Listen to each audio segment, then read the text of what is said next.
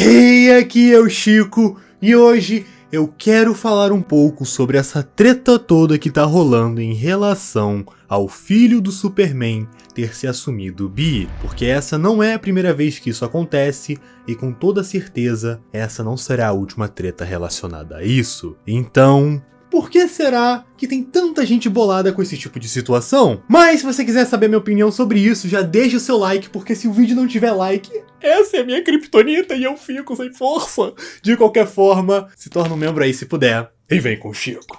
Jonathan Kent é o filho do Clark Kent, o super-homem, com a Lois Lane. O Jonathan é um jovem idealista que decide seguir a carreira de seus pais. Ele se torna um jornalista para poder ajudar o planeta a se tornar um lugar melhor. Só que quando seu pai decide ir para o espaço e lidar com ameaças galácticas, o Jonathan acaba assumindo seu lugar como super-homem para poder defender o planeta Terra. E assim como seu pai, o Jonathan, ele meio que tem uma quedinha por jornalistas. Até aí, pessoal, a história do Jonathan ela se parece muito, para não dizer que ela é praticamente igual à do Clark. Só que a pequena diferença que existe entre os dois acabou despertando muita ira entre os nerds de meia idade que acham que estamos no século passado. O Jonathan Kent ele é um herói que é bissexual. E assim como o Clark e a Lois, eles começam um relacionamento e eles se dedicam a construir um mundo melhor. Eu imagino que para muitas pessoas esses quadrinhos eles estejam soando com uma temática política muito forte, mas será que é isso mesmo? Será que de fato os lacradores eles estão tentando destruir a infância das pessoas com uma manipulação, uma doutrinação através dos quadrinhos? Será mesmo? Olha, pessoal, não. Os quadrinhos, assim como qualquer obra de arte, são retratos da época em que eles foram criados. A moral, os ideais e até mesmo a política sempre estiveram representados nas páginas de quadrinhos dos nossos super-heróis favoritos. E isso acontece desde sempre. Nos anos 40, durante a Segunda Guerra Mundial, nós tivemos vários quadrinhos do Capitão América enfrentando nazistas e enfiando a porrada no ditador de bigodinho, ou até nós já tivemos o Superman entregando esse bigodudo para a Liga das Nações, que no futuro iria se tornar a ONU. Olha, pessoal, para vocês que não sabem, a boa parte dos escritores de quadrinhos daquela época eram judeus, e eles escreverem quadrinhos com essas temáticas, onde os heróis eles enfrentavam meio que os maiores inimigos dos judeus, isso daí soava como um grito de força e esperança para um povo que era completamente oprimido por esse tipo de...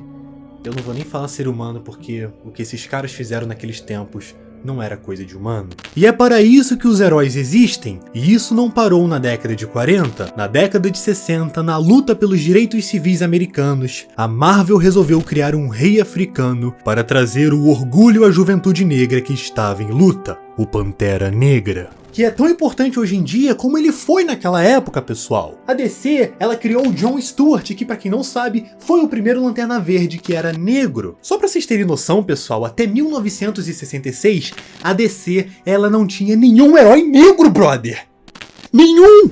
A existência do Pantera Negra, da Tempestade e do John Stewart são um reflexo do que acontecia no mundo real. Fora dos quadrinhos, os problemas que os heróis enfrentavam também sempre foram um reflexo dos problemas e das ansiedades que as pessoas carregavam. Pessoal, guardo uma coisa pra vocês, não existe nenhuma arte que é isolada do mundo real. A arte, ela é um espelho da cultura em que nós vivemos. Se você está inserido num universo cultural, isso faz parte da sua mente. Então, se você vai escrever um quadrinho, com toda certeza a sua maior inspiração vai ser o mundo à sua volta, porque é o mundo que você enxerga. Ficou meio viajado o que eu disse, mas faz sentido. E olha, como eu falei, esse tipo de treta de reclamarem da construção de heróis, e principalmente heróis que carregam temáticas que, bom, são bem diferentes das que estamos acostumados.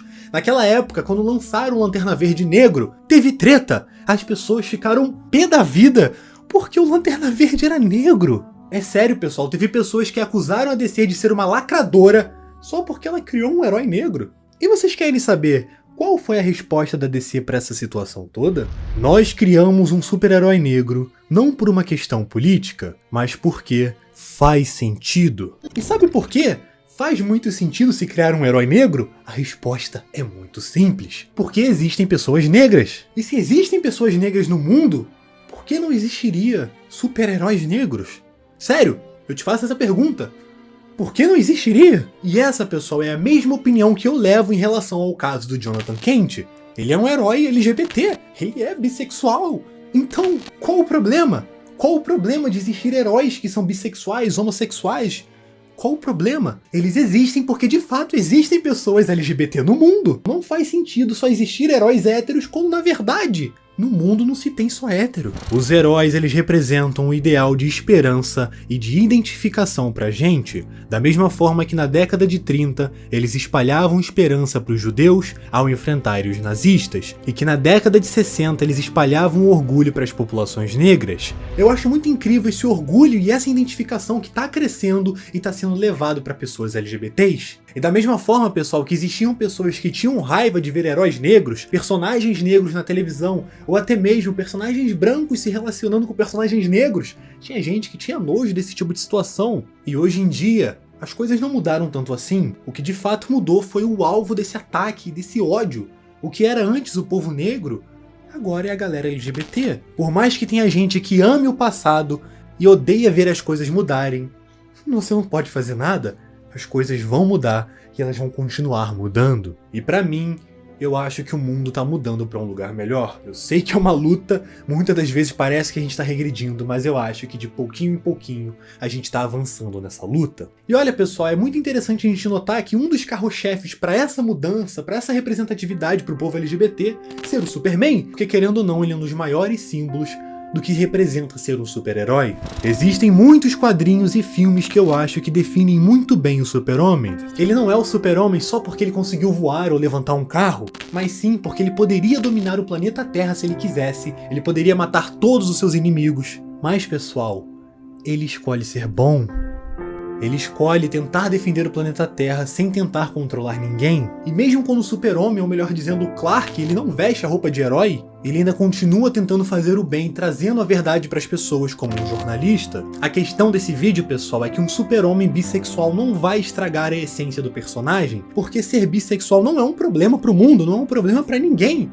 É só o que a pessoa é. Isso a gente tem que respeitar pra cacete. E a questão é que o filho do super-homem, ele tem as mesmas intenções boas que o seu pai tem. Então, pessoal, ele é tão super quanto o seu pai. E olha, eu prefiro 1000 vezes o Jonathan Kent do que a versão do Superman do Snyder Cut, que deixou o pai morrer só pra não revelar a identidade. Brother, tá de sacanagem, né? Eu sei que eu não comentei diretamente sobre a questão do jogador de vôlei, mas eu quis me aprofundar de fato somente nessa temática do Superman, porque teve muitas pessoas que concordaram com o pensamento daquele cara. Eu quis trazer o meu vídeo defendendo o meu ponto de vista e mostrar um pouquinho da essência do personagem. Deixa seu like, se inscreve no canal se você pudesse, torna um membro aí que vai estar me ajudando muito. E de qualquer forma, fica na paz, porque sem paz ninguém é feliz. Eu fui!